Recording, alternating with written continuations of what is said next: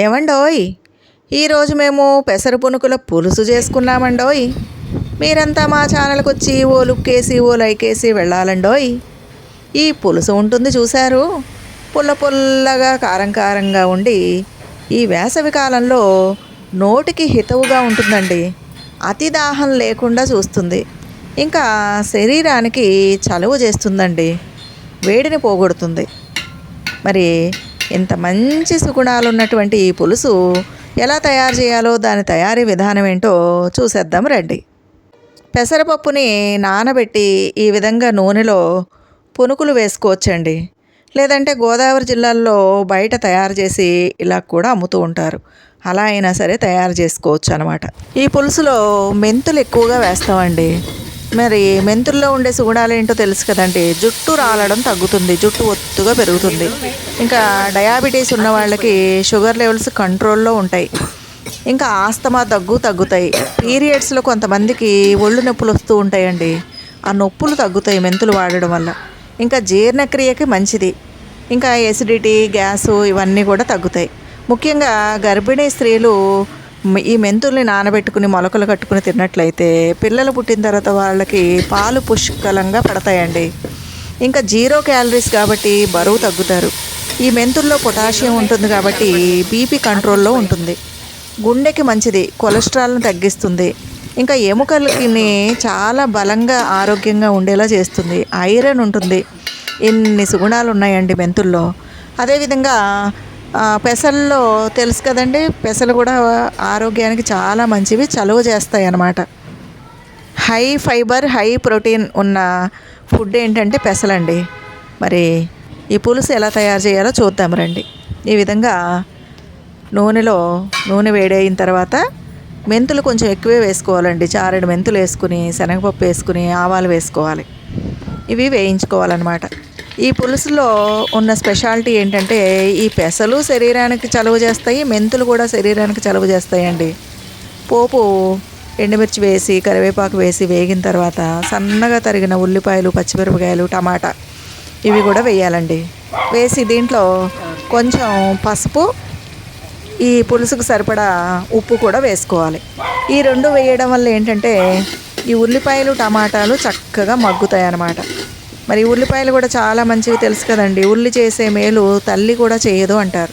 అంటే ఉల్లిపాయలు కూడా చాలా చలువ చేసేటటువంటి స్వభావం కలిగిందనమాట. మరి ఈ పులుసు వేసవి కాలం చాలా మంచిదండి ఆరోగ్యానికి. అతి దాహం లేకుండా నోటికి అన్నం తినబుద్ధి కాకపోయినా సరే చక్కగా నోటికి హితవుగా ఉంటుందండి. ఇంకా చింతపండు కూడా నానబెట్టుకోవాలి. చింతపండు ఒక్కో చింతపండు చాలా పుల్లగా ఉంటుందండి, ఒకటి మామూలుగా ఉంటుంది. మీ దగ్గర ఉన్న చింతపండుని బట్టి మీరు ఎంత పులుపు తింటారో అంత చింతపండు నానబెట్టుకోవాలి. ఈ విధంగా నానబెట్టుకుని పులుసు తీసుకుని పక్కకు పెట్టుకోవాలండి. చూసారు కదండి. ఈలోగా ఉల్లిపాయలు, పచ్చిమిరపకాయలు, తర్వాత ఈ కరివేపాకు, టమాటాలు అన్నీ కూడా బాగా మగ్గిపోయాయండి. మగ్గిన తర్వాత దీంట్లో ఈ పులుసు వేసేసుకోవాలన్నమాట.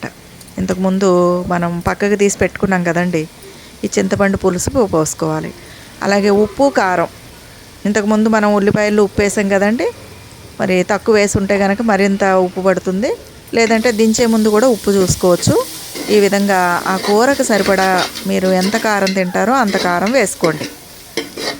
ఆ కారం కొంచెం ఈ విధంగా వేయించండి. వేయించిన తర్వాత నీళ్లు పోసుకోవాలండి. ఇలా వేగిన తర్వాత నీళ్లు పోసుకోవాలండి. నీళ్లు కొంచెం ఎక్కువే వేసుకోవాలి. ఎందుకంటే ఇందులో ఉల్లిపాయలు ఉడకాలి కాబట్టి నీళ్లు పోసుకోవాలండి. నీళ్లు పోసిన తర్వాత కొంచెం ఉడికిన తర్వాత అప్పుడు మనం దీంట్లో పులుసు పోసుకోవాలండి. ఎందుకంటే ఈ పెసర పునుకులు వెయ్యగానే అవి పీల్చేస్తాయి అన్నమాట.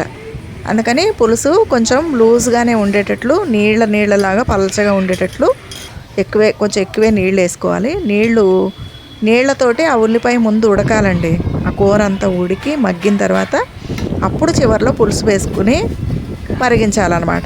ఈ టైంలో మనం కొంచెం ఉప్పు, కారం సరిపోయినా లేదో చూసుకుని ఏమైనా తక్కువైతే కనుక ఉప్పు కారం వేసుకోవాలి. చూడండి పులుసు చక్కగా మరుగుతుంది. ముందు నీళ్లు పోసి ఉడకబెట్టుకోవాలి. ఆ తర్వాత పులుసు పోసి చక్కగా మరిగించాలండి. బాగా మరిగిన తర్వాత ఉప్పు కారం చూసుకుని అప్పుడు దీంట్లో ఈ పెసర పునుకులు వేసేయాలండి.